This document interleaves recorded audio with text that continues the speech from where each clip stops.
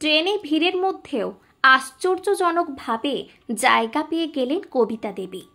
বসতে না বসতেই সামনের সিটে দেখতে পেলেন তার থেকেও বয়স্ক এক ভদ্রলোক চুপ করে বসে, চোখের কোণ দুটো ভেজা। কবিতা দেবীর নিজেরই মন ভালো নেই। ৬২ বছর বয়সে যাচ্ছেন এক অচেনা গ্রামে, একেবারেই অচেনা। কোনোদিন যাননি সেখানে, নাম পর্যন্ত শোনেননি। বাধ্য হয়েই যাচ্ছেন ফেসবুক দেখে।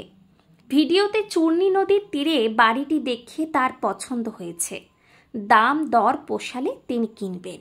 তারপর ছেলে বৌমার হাত থেকে মুক্ত হয়ে স্বাধীনভাবে আজীবন থাকবেন।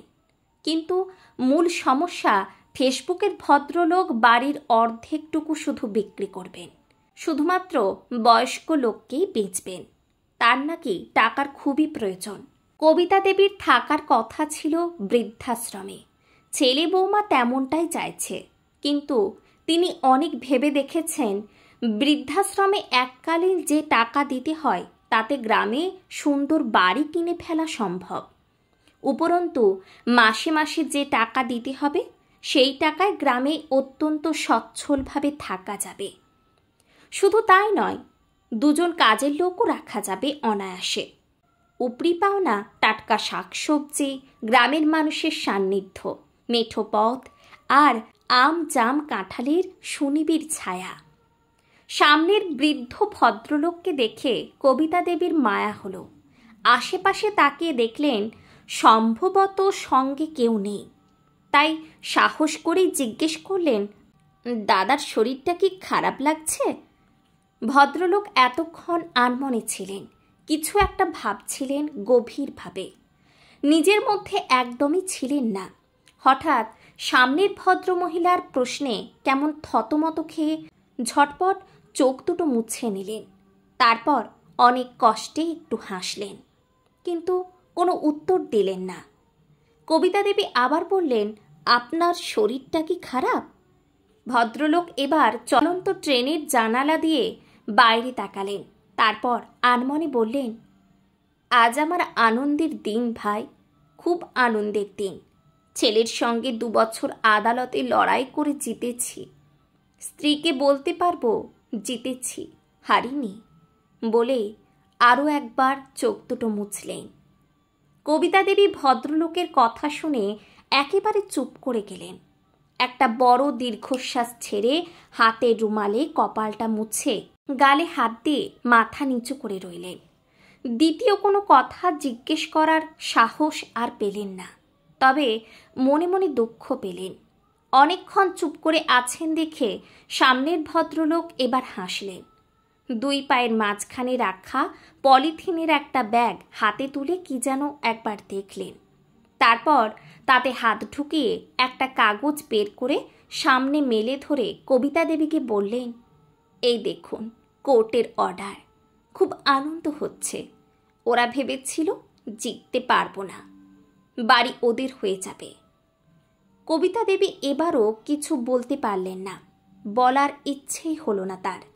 তিনি নিজেও গৃহ ছাড়া না হলেও গৃহেই একা। কবিতা দেবীকে চুপ করে থাকতে দেখে ভদ্রলোক এবার বেশ উৎসাহ নিয়ে হেসে বললেন, মিষ্টি কিনে বাড়ি যাব, দোকানে যত মিষ্টি আছে সব কিনব। কবিতা দেবী এবার মুখ তুলে তাকালেন, একটু হাসলেন। শিশু সুলভ কথা শুনে মজা পেলেন। শেষে অনিচ্ছা সত্ত্বেও বললেন, এত মিষ্টি কে খাবে? বাড়িতে কি অনেক লোক? ভদ্রলোক এইবার হঠাৎ চুপ করে গেলেন। একটু থেমে মনমরা হয়ে বললেন, না, অনেক লোক নেই। আসলে ছেলের বিয়ের দিন দোকানের সব মিষ্টি কিনে নিয়েছিলাম তো, আজ আবার মনে হচ্ছে সব মিষ্টিই কিনব। কবিতা দেবী বুঝলেন বাপ ছেলের ঝামেলা। ছেলে বাড়ি ছাড়তে চাইছে না, উল্টে বাবা মাকেই উচ্ছেদ করতে চাইছে। মামলা মোকদ্দমা হয়েছে। কবিতা দেবীকে চুপ থাকতে দেখে ভদ্রলোক এবার হঠাৎ প্রশ্ন করে বসলেন, আপনি কোথায় যাচ্ছেন? সাথে কাউকে দেখছি না তো, মেয়ের বাড়ি বুঝি? কবিতা দেবী মজা পেলেন, উল্টে প্রশ্ন করলেন, মেয়ের বাড়ি কেন? ছেলের বাড়িও তো হতে পারে। ভদ্রলোক এবার হঠাৎ দমে গেলেন। অত্যন্ত মনমরা হয়ে বললেন, তা হতে পারে, কিন্তু তা তো খুব কম হয়। ঘটা করে ছেলে বৌমার সংসারে মা যাচ্ছে, এটা এখন আর দেখাই যায় না। শুধু নাতিপুতি জন্মালে কদিনের কদর বাড়ে।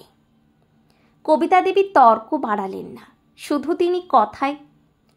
তিনি কোথায় যাচ্ছেন তা সত্যি সত্যি জানালেন। ভদ্রলোক শুনে উৎসাহিত হয়ে একটু হাসলেন, যেন মনের মতো একজন বন্ধু পাওয়া গেছে, অথবা সমব্যথী। তাই তরবর করে বললেন, আমারও ওই দিকেই বাড়ি, আপনার আর আমার এক কেশ। দেখলেন দুনিয়াটা নষ্ট হয়ে গেছে। একটু থেমে যোগ করলেন, তবে আমি হাল ছাড়িনি, আমি হাল ছাড়বও না। বাড়ি থেকে ছেলেকেই উচ্ছেদ করুন, শান্তিতে থাকবেন। কবিতা দেবী ভদ্রলোকের সাহস এবং প্রত্যয় দেখে অবাক হলেন, জেদ এবং শরীরী ভাষা দেখে মুগ্ধ হলেন। তারপর হঠাৎ অনুভব করলেন তার ভেতরে কে যেন সাহসের সুবাতাস হঠাৎ করে এনে ভেতরটা লণ্ডভণ্ড করে দিল। মনটা যেন ধীরে ধীরে শক্ত হলো, তার চোখে আগুন ছুটল, বাহু মুষ্টিবদ্ধ হলো। অদৃশ্য থেকে তার ভেতরের সমস্ত জড়তা কে যেন কাটিয়ে দিল হঠাৎ। তিনি সোজা হয়ে শক্ত হয়ে বসলেন। ভদ্রলোককে এক বুক আশা নিয়ে প্রশ্ন করলেন, এত মনের জোর কোথায় পান আপনি? ভদ্রলোক এবার ফিক করে হাসলেন, একটু যেন লজ্জাও পেলেন। চোখ দুটো একটু ছোট করে একটু নাচিয়েই বললেন, সব পেয়েছি আমার স্ত্রীর কাছ থেকে। নিশ্চয়ই আপনার স্ত্রী খুশি হবেন। ভদ্রলোকের চোয়াল এবার শক্ত হলো, হাত মুষ্টিবদ্ধ করে বললেন, নিশ্চয়ই খুশি হবে। এত বড় খবরই খুশি হবে না? খুশির খবরটা দিতেই তো তাড়াতাড়ি যাচ্ছি, খুব খুশি হবে। বলতে বলতে ভদ্রলোকের চোখ দুটো জলে ভরে এলো। সাদা ধুতির আঁচলে ঝুঁকে পড়ে দু হাতে চোখের জল মুছে আবার ঝুঁকে পড়ে সেই একই ব্যাগ থেকে একটা পোস্টকার্ড সাইজের রঙিন ছবি বের করে কবিতা দেবীর হাতে দিয়ে বললেন, এই দেখুন, ওর কাছেই যাচ্ছি, পীরপুর শ্মশানে। ও শুনে খুব খুশি হবে। বলেই হাউ হাউ করে কাঁদতে কাঁদতে দু হাতে চোখ দুটো ঢাকলেন। কবিতা দেবী ভদ্রলোকের শেষের কথাগুলো শুনে চমকে উঠলেন। অত্যন্ত আশ্চর্য হয়ে ভাবলেন, মৃত স্ত্রীর জন্য, তার খুশির জন্য এতদিন লড়াই করেছেন, এত পয়সা খরচা করে আইনি